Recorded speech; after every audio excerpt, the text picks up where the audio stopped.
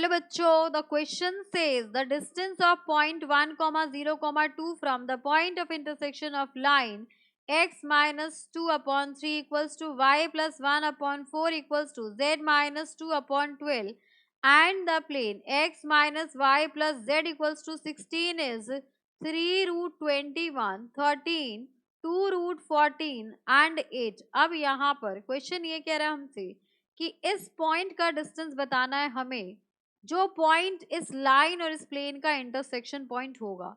तो इस क्वेश्चन को सॉल्व करने के लिए जो की कंसेप्ट हम यूज कर रहे हैं वो है आपका distance formula. So distance between two points is given by √x2 minus x1 whole square plus y2 minus y1 whole square plus z2 minus z1, ये आपका हो गया होल स्क्वायर। अब यहाँ पर देखिए आपको इक्वेशन ऑफ लाइन गिवन है, तो फर्स्ट ऑफ ऑल हम इस बात को समझते हैं हमसे पूछा क्या जा रहा है। तो यहाँ पर आपके पास एक प्लेन गिवन है और इस प्लेन की इक्वेशन है x minus y plus z equals to 16। इस प्लेन और एक लाइन गिवन है, उनका जो पॉइंट ऑफ इंटरसेक्शन है, तो सपोज कीजिए यहाँ पर ये वाला पॉइंट इनका पॉइंट ऑफ इंटरसेक्शन है, इसको हम नाम दे देते हैं P। और एक पॉइंट हमारे पास Q जो गिवन है कोऑर्डिनेट्स 1, 0 एंड 2। अब हमें इनके बीच का डिस्टेंस फाइंड आउट करना है।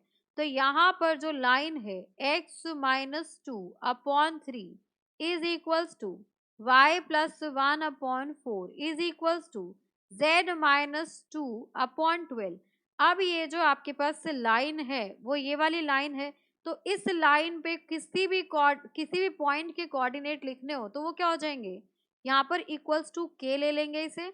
सो coordinates of any point on the given line. अब ये जो गिवन लाइन है, इस लाइन पे किसी भी पॉइंट का कोऑर्डिनेट, तो यहाँ पर हमने P लिया है, तो इसके P के कोऑर्डिनेट्स देखिए क्या हो जाएंगे, ये हो गया आपके पास P। यहाँ पर x कोऑर्डिनेट हो जाएगा ये 3 जो है k से मल्टीप्लाई हो गया 3k माइनस 2 इधर आके प्लस 2 हो जाएगा। y कोऑर्डिनेट की बात करें तो ये हो गया आपके पास 4 को k से मल्टीप्लाई करेंगे तो 4k एंड ये जो प्लस 1 है इधर आके माइनस 1 हो जाएगा। एंड z की बात करें तो ये हो जाएगा आपका 12 को k से मल्टीप्लाई करेंगे तो 12k एंड माइनस 2 है तो इधर आके प्लस 2 आ गया। अब ये पॉइंट P आपका प्लेन पे लाई कर रहा है, तो यहाँ पर हो जाएगा P point lie on the plane. तो इसका मतलब क्या करेगा, ये प्लेन को सेटिस्फाई करेगा। तो यहाँ पर प्लेन है आपके पास x minus y plus z equals to 16, ये प्लेन की इक्वेशन है। तो यहाँ पर हम सब्स्टिट्यूट करते हैं x, y और z की वैल्यू। सो x आपको गिवन है 3k plus 2, so 3k plus 2 minus of y coordinate है आपका 4k minus 1, so 4k minus 1 plus z coordinate है आपका 12k plus 2, so 12k plus 2 is equals to 16। यहाँ से आ गया आपके पास 3k plus 2 minus of 4k plus 1 plus 12k plus 2 equals to 16 हो गया। 3k है और यहाँ पर आपके पास 12k है, सो 12 प्लस 3 दिस इज 15 एंड 15 में से 4k जाएगा तो ये आपका 11k हो गया। एंड प्लस 4 यहाँ पे 2 प्लस 2 इज 4 एंड 1 ये हो जाएगा आपके पास 5 इक्वल्स टू हमें 16 गिवन है।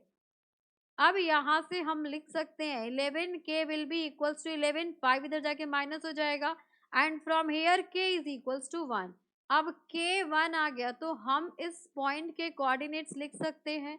तो यहाँ पर आपके पास p के कोऑर्डिनेट्स लिखते हैं, तो p का कोऑर्डिनेट गिवन है आपको, यहाँ पर देखिए 3k प्लस 2, तो यहाँ आ गया आपके पास 3k plus 2 and next coordinate क्या है, next is 4k minus 1, this is 4k minus 1 and next क्या है यहाँ पर 12k plus 2, this is 12k plus 2 हो गया p कोऑर्डिनेट।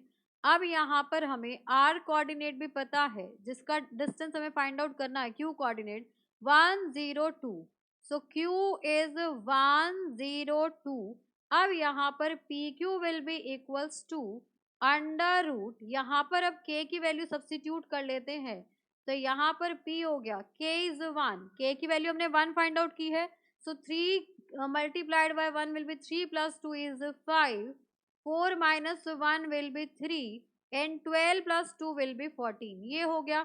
अब यहाँ से हम करेंगे 5 minus 1 का होल स्क्वायर प्लस 3 minus 0 का होल स्क्वायर प्लस 14 minus 2 का whole square.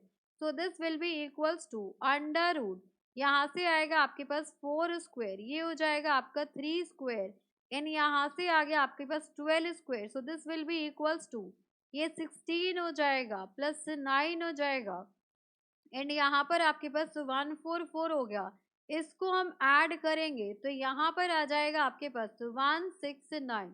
So P Q will be equals to 169 किसका स्क्वायर होता है, तो ये आपके पास हो जाएगा 13 का। सो 13 इंटू 13 इज 169, तो यहाँ से इनके बीच का डिस्टेंस आ जाएगा 13। अब हम ऑप्शंस में चल के देखते हैं कि 13 डिस्टेंस कौन सा ऑप्शन है।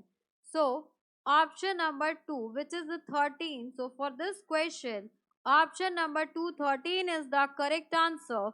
Hope you understood it very well. Thank you so much. Best of luck.